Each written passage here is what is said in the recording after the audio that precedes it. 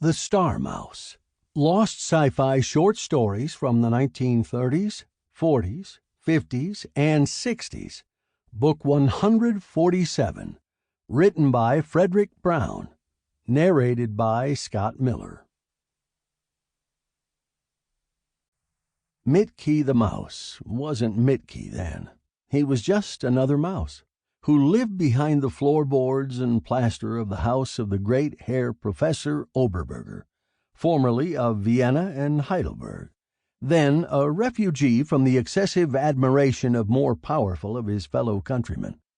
The excessive admiration had concerned, not Herr Oberburger himself, but a certain gas which had been a byproduct of an unsuccessful rocket fuel, which might have been a highly successful something else, if, of course, the professor had given them the correct formula, which anyway, the professor had made good his escape and now lived in a house in Connecticut, and so did Mitkey.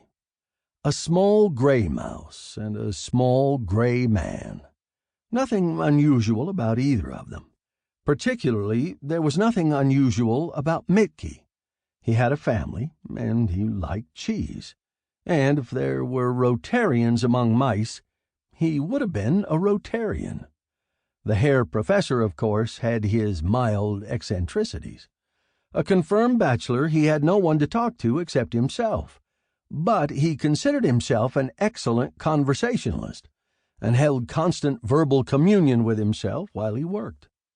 That fact, it turned out later, was important, because Mitkey had excellent ears and heard those night-long soliloquies. He didn't understand them, of course. If he thought about them at all, he merely thought of the professor as a large and noisy super-mouse who squeaked overmuch.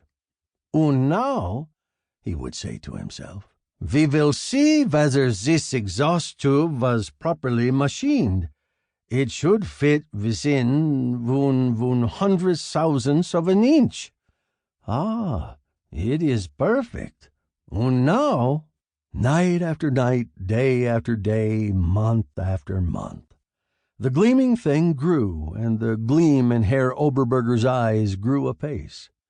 It was about 3.5 feet long, with weirdly shaped vanes, and it rested on a temporary framework on a table in the center of the room that served the Herr Professor for all purposes. The house in which he and Mitkey lived was a 4-room structure, but the professor hadn't yet found it out, seemingly. Originally, he had planned to use the big room as a laboratory. Sample complete. Ready to continue?